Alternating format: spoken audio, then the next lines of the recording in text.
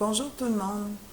En cette année de pandémie, j'ai été forcée, pour stimuler mes élèves à besoins particuliers à distance, de m'improviser youtubeuse. Et aujourd'hui, la fin d'année approche, mais aussi la fin de ma carrière. Alors, j'ai décidé de partager avec vous, que vous soyez intervenant auprès d'enfants ayant des handicaps multiples, que vous soyez enseignant, que vous soyez parent, que vous soyez bénévole. J'aimerais partager avec vous ce que j'ai eu le bonheur d'apprendre pendant toutes ces années auprès de mes élèves. J'ai découvert assez rapidement que, je vous dirais, 99,9% de mes élèves réagissaient favorablement à la musique. Ça m'a amené à utiliser cet outil pour les faire bouger, pour leur faire travailler la communication. Puis aujourd'hui, j'ai un peu envie de partager ça avec vous. Je ne suis pas professeur de danse, je ne suis pas professeur de musique, mais j'ai eu beaucoup de plaisir, et j'en ai encore jusqu'à la fin juin, à tout le moins, à danser, bouger, jouer des instruments de percussion avec mes élèves. Et c'est certain que au fil du temps, j'ai eu des élèves qui m'ont proposé des défis pour qu'ils puissent participer au maximum. Donc aujourd'hui, c'est un peu ça que je veux vous proposer, des façons de permettre à tous les enfants, peu importe leurs difficultés, de participer. Et dans la description de ma vidéo, je mettrai des liens vers quelques vidéos que j'ai faites qui pourraient vous être utiles aussi si vous désirez utiliser la musique pour faire bouger vos élèves.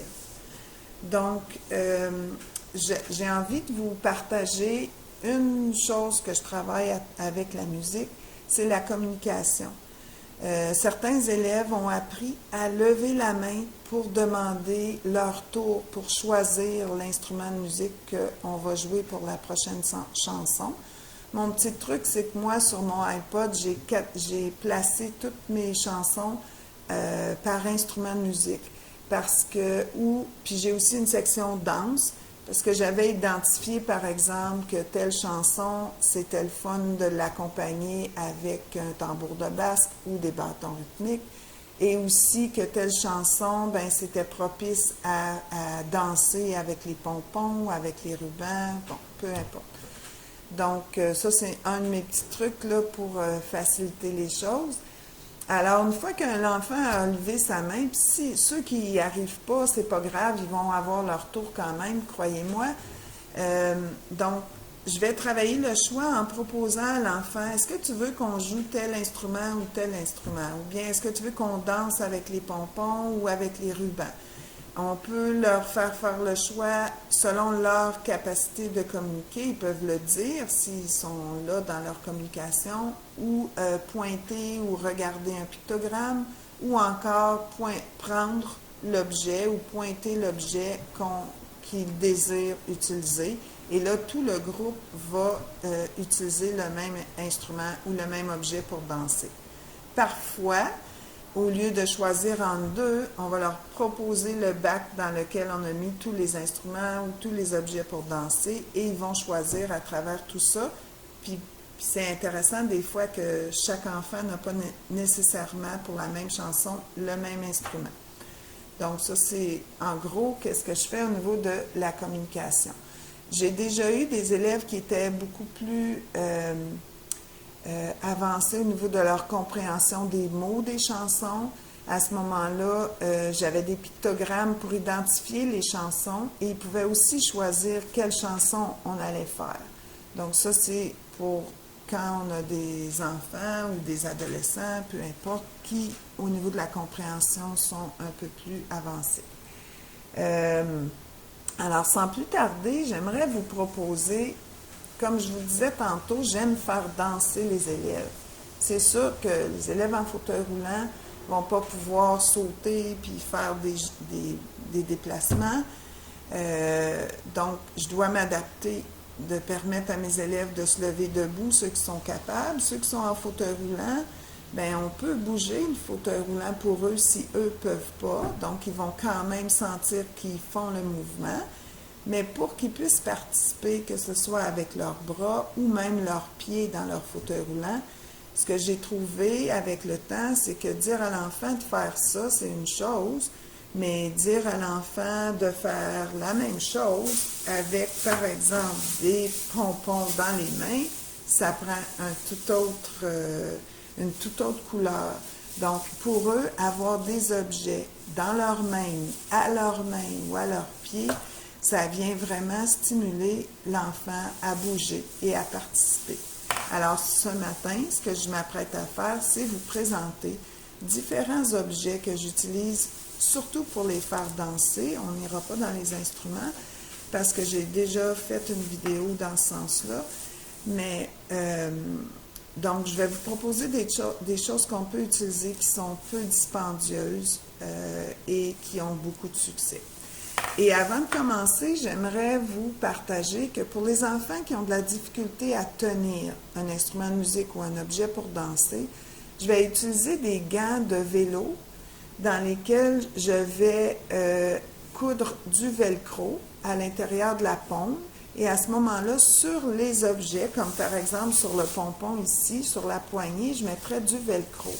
Donc, quand je viens le fixer dans la main de l'enfant, même s'il ne tient pas fort, le velcro va permettre à l'objet de rester là, pour un objet qui n'est pas trop lourd, bien entendu.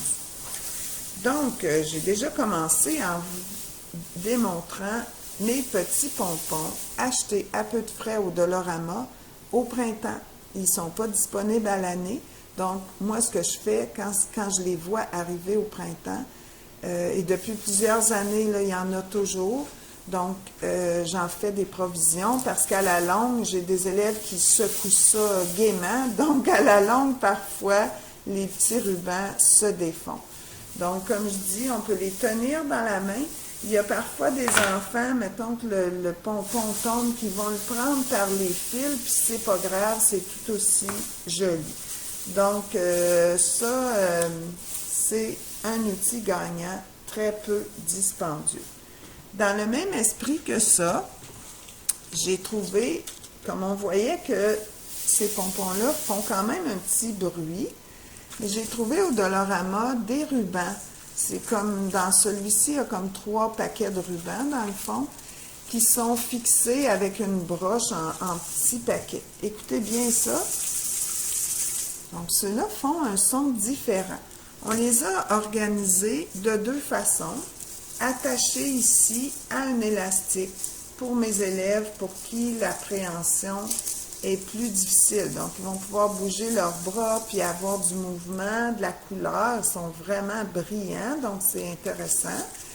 Mais une intervenante de ma classe à qui j'avais demandé de les monter a eu l'idée de les mettre aussi sur une poignée de cordes à danser pour ceux qui peuvent bien tenir.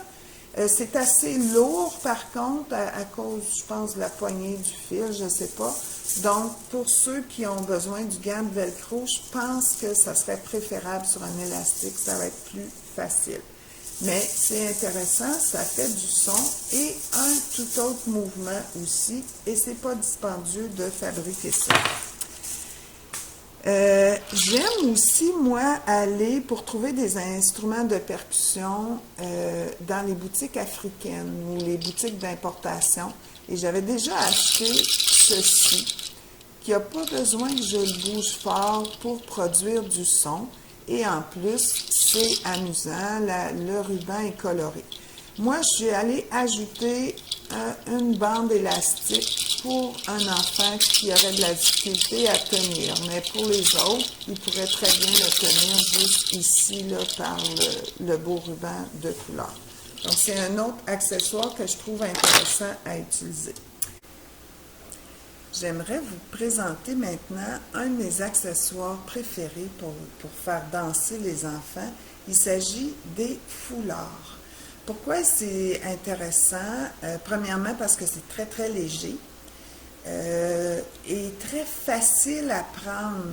Même si, comme vous voyez, si je le dépose sur la table, ben, je peux en agripper, là, même si j'ai juste réussi à agripper un petit bout, ça va quand même tenir. Donc, ça va être facile. Et aussi, encore plus quand ils ont des couleurs aussi intéressantes que le rouge ou le bleu, ou une autre couleur qui est très voyante, ça donne vraiment un bel effet visuel. Donc, l'enfant va être stimulé et encouragé à bouger ses bras parce qu'il va voir vraiment quelque chose se passer. Donc, c'est vraiment des accessoires que j'aime bien. On peut, comme ceux-ci, ce sont des foulards de jonglerie. Mais c'est pas nécessaire d'acheter des foulards tout faits. Moi, c'est parce que je les avais. On peut acheter du tissu. L'important, c'est que ce soit léger. Donc, puis c'est pas obligé qu'il soit diaphane comme celui-là, même si c'est pas transparent, c'est correct. Moi, je pense entre autres à des fois des retailles de rideaux là, qui pourraient être utilisés. C'est certain que ça va peut-être vous prendre, si vous n'êtes pas vous-même une couturière, peut-être une amie qui pourrait venir faire une petite couture ici là, sur le bord pour pas que le tissu se défasse tout, parce qu'on va vraiment le manipuler là. Pour des enfants qui, malgré que c'est pas difficile à tenir, pourraient avoir de la difficulté, bien à ce moment-là, on peut soit venir l'attacher comme ceci au bras, juste en faisant un petit nœud, là. Même pas besoin de faire un double nœud. Donc, l'enfant, en bougeant, va facilement avoir une belle réaction en voyant son foulard bouger. Sinon, j'aime bien aussi, par exemple, si j'utilise les grelots au poignet, aller juste entrer à l'intérieur de l'élastique après lequel il y a les grelots. Je peux venir entrer mon foulard. Comme ça, ben, j'ai un son, mais j'ai aussi un effet visuel qui est très intéressant. J'en profite aussi pour vous dire que ben, avec les foulards, on peut aussi s'amuser à les lancer puis à les regarder retomber sur nous. On peut faire ça pendant une musique douce, par exemple, une musique de détente. On peut aussi le mettre devant notre visage. Donc, il y a toutes sortes de choses qu'on peut faire à l'aide des foulards. Et ce que je voulais aussi dire, c'est qu'au début de ma vidéo, je disais que je m'adressais à des enseignants, à des intervenants, des bénévoles, mais aussi à des parents. Puis je vous invite, quand vous allez à une fête, puis que vous savez qu'il y aura de la musique, puis que les gens vont danser, mais pour permettre à votre enfant de participer, pour l'encourager à participer, je vous invite à apporter des trucs simples là, comme les foulards, comme des rubans, pour permettre à votre enfant de bouger aussi au son de la musique. C'est certain, vous allez voir si vous allez regarder mes vidéos de danse que j'encourage à ce qu'on pousse le fauteuil roulant puis qu'on suive la musique en faisant des mouvements avec le fauteuil roulant, mais pour l'enfant, c'est encore plus agréable quand lui-même peut bouger, faire des mouvements et participer pleinement. Donc, les foulards, c'est un bon petit truc, ça se met facilement dans un sac et ça s'apporte sans problème. J'aime bien le tambour de basse comme instrument parce qu'on peut le frapper sur soi, sur son plateau de fauteuil roulant, sur le côté du fauteuil roulant. Celui-là est très lourd. C'est moi qui l'utilise et il y a à peu près 30 ans, il appartenait à mes enfants. J'ai fixé des rubans pour augmenter l'effet visuel.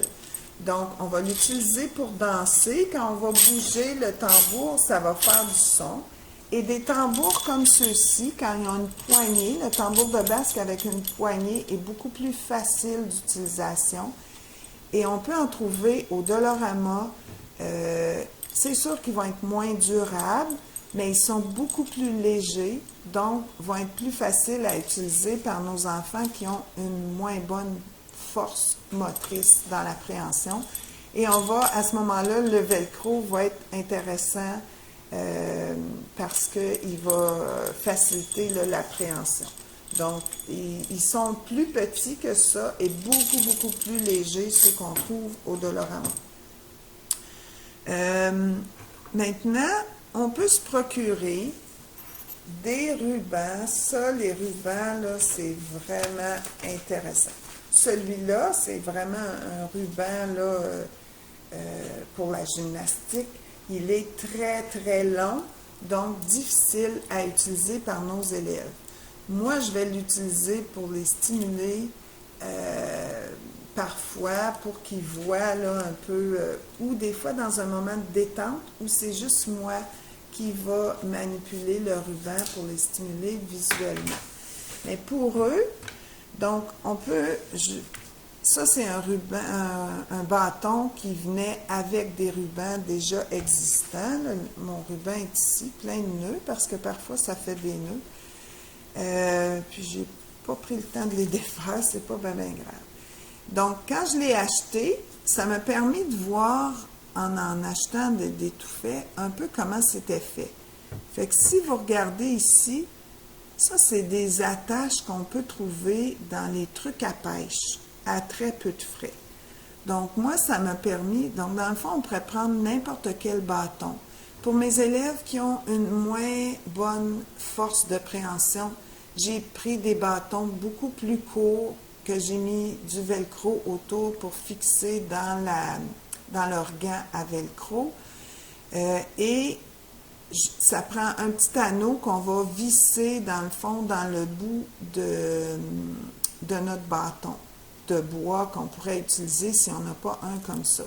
Donc, on vient juste attacher ça comme ceci et ça va permettre, donc un enfant n'a pas besoin, vu que le ruban est moins grand, on n'a pas besoin de faire des grands mouvements pour obtenir ce qu'on veut. Et ce qui est amusant avec ça, c'est que moi, je me suis fait des rubans thématiques. Ici, j'ai mis des feuilles d'automne. Alors, quand on fait des chansons d'automne, on va faire danser les feuilles d'automne. Les enfants aiment beaucoup ça. Donc, ici, mon petit truc est beaucoup plus petit, mais facile quand même à rentrer dans mon anneau.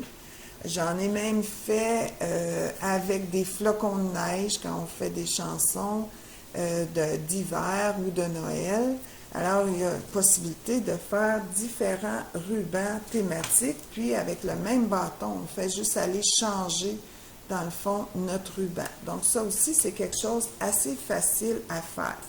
Si on a des enfants pour qui c'est trop difficile de tenir même le bâton petit, même avec le velcro, on a toujours l'option d'avoir des rubans au poignet. Ça aussi, on peut les acheter tout faits, mais je crois que ça revient à meilleur marché de le faire nous-mêmes. Au Dollarama, on peut acheter toutes sortes de beaux rubans colorés.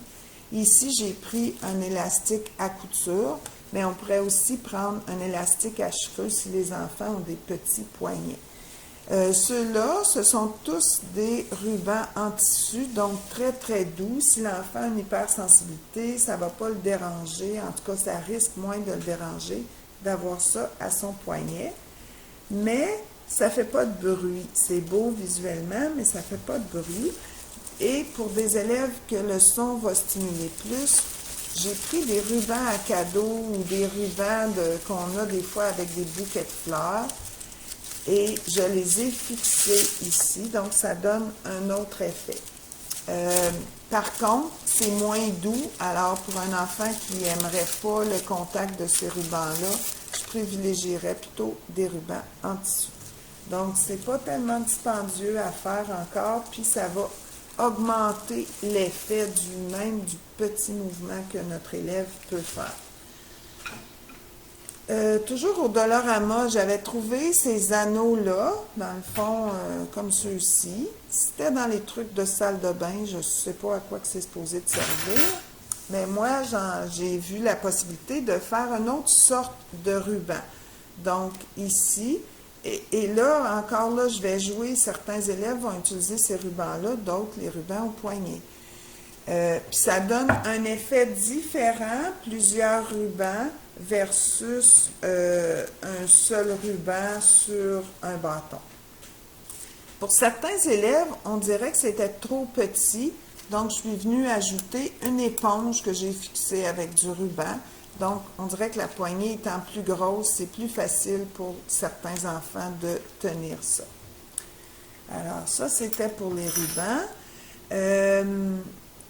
Des maracas, on peut les utiliser juste pour jouer, mais on peut les utiliser aussi pour danser en demandant aux enfants de bouger leurs maracas à différents endroits. On peut acheter à peu de frais des maracas en plastique comme ceux-ci. On pourrait aussi s'en fabriquer avec des bouteilles puis des trucs qu'on met dedans en s'assurant qu'on ferme, on scelle bien la bouteille. Donc, ça aussi, il y a plusieurs options. Les bâtons rythmiques, ben, je les utilise, moi, parfois avec la danse, mais aussi juste comme en jouant des instruments. On peut en acheter des tout faits. Parfois, pour certains enfants, ils sont trop lourds, trop longs aussi. Donc, trop longs parce que risque de, si je ne contrôle pas bien mes mouvements, de me frapper au visage. Alors, on peut s'en fabriquer. Ça, c'est un vieux manche à balai. Le bois est léger. Je les ai coupés et sablés. On peut trouver des bâtons qui sont plus... Ça peut être même des branches là, dans la forêt qu'on peut utiliser. Puis ça va faire aussi un très beau son. Pour les enfants qui ne peuvent pas contrôler les deux mains, soit que nous, on peut tenir un bâton, ou encore, on peut leur donner un seul bâton et demander de frapper sur le plateau de leur fauteuil roulant. À ce moment-là, ce que je fais, je vais installer le bâton comme ça dans leurs mains. Au besoin, ils auront leurs gants à velcro et il y aura du velcro sur le bâton. En ayant le bâton au milieu comme ça, si on regarde bien, ben, j'ai plus de chances de faire un bruit, que je tienne mon bâton comme ça, ou même si ma main elle arrive comme ça va quand même produire un son. Alors que si je le tenais ici, ben, si j'arrive comme ça, ben, c'est ma main qui prend contact avec la table. Donc, je vous encourage à faire tenir le bâton au centre comme ceci. Il me reste à vous montrer aussi, j'ai fait aussi des rubans avec des grelots. Je vous montre les grelots parce que ici, il y en a un plus gros. Les plus gros grelots font un son qui fait plus Noël, disons. Alors que les plus petits vont faire un son plus doux, puis on va pouvoir plus, je trouve, les utiliser pendant toute l'année.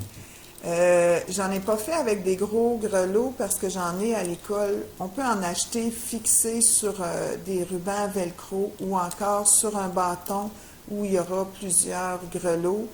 Mais c'est quand même assez dispendieux alors qu'acheter des grelots, c'est pas très cher. Donc, on peut s'en faire nous-mêmes. Et si vous regardez bien, j'essaie de vous montrer, il y a un petit trou ici qui va nous permettre d'aller glisser un élastique à l'intérieur. Donc, moi, j'en ai fait avec des petits. Vous voyez que le son est quand même, c'est moins Noël, puis il va être intéressant. J'ai acheté de la bande élastique dans un magasin de couture et j'ai fait un nœud après chaque grelot pour éviter que tous les grelots se ramassent à la même place. J'en ai fait pour les poignets. Celui-là est un peu grand, ça doit être un cheville. Mais aussi pour les chevilles, c'est intéressant. Ça peut stimuler les enfants à bouger aussi leurs pieds. On pourrait aussi faire la même chose avec ça, en mettre aussi aux pieds si on veut stimuler le mouvement des pieds. Donc, j'allais dire, je pense que j'ai fait le tour, mais je voulais aussi vous dire qu'on peut parfois utiliser un simple objet, comme ici une fleur, que je vais utiliser dans ma prochaine vidéo de danse. Puis, on va utiliser l'objet soit parce qu'on fait référence à, on en parle dans la chanson, soit parce que c'est le temps de l'année. Comme par exemple, moi, à l'automne, à un moment donné, je vais mettre des feuilles de soie, là, des feuilles d'automne sur les plateaux des fauteuils roulants des enfants, puis on les encourage pendant la chanson à lancer les feuilles d'automne. Donc, on peut utiliser différents objets pour les stimuler à participer pendant le cours de musique ou le cours de danse. Alors, j'espère que ces petits trucs, ces petites idées vont vous être utiles. Je vous souhaite énormément de plaisir avec les enfants. Moi, dans la vie, je suis quelqu'un d'un peu réservé et timide quand je suis en groupe avec des adultes pour danser et chanter. Mais quand je me retrouve avec mes élèves, j'ai autant de plaisir qu'eux. Et j'ai beaucoup de plaisir à les voir parfois faire des mouvements que je ne m'attendais pas à les voir faire. Tout ça parce que la musique et le mouvement des autres et l'esprit festif vient les stimuler à participer. Je vous invite, si vous voulez avoir des petites idées, à aller regarder mes vidéos de musique. Comme je disais, pour les besoins d'une vidéo publique, je dois utiliser des musiques libres de droit. Donc, vous y trouverez probablement pas des chansons ou des musiques que les enfants connaissent ou que vous connaissez. C'est sûr que ça peut paraître moins stimulant, quoique pour avoir utilisé mes vidéos aussi à l'école pour voir un peu l'impact chez les enfants, j'ai quand même vu qu'ils trouvaient aussi leur plaisir. Donc la musique, même si on ne la connaît pas, on peut la découvrir et ça c'est intéressant aussi de faire des nouvelles découvertes musicales. N'hésitez pas encore là à demander aux parents quelles sont les musiques qui ont observé, qui faisaient plus réagir leur enfant. Ça va être utile parfois pour aider un enfant qui réagit peu, d'utiliser donc des musiques qu'on sait déjà que ça le fait réagir. Donc sur ce, je vous salue et je m'apprête à aller faire une vidéo de danse. Au revoir.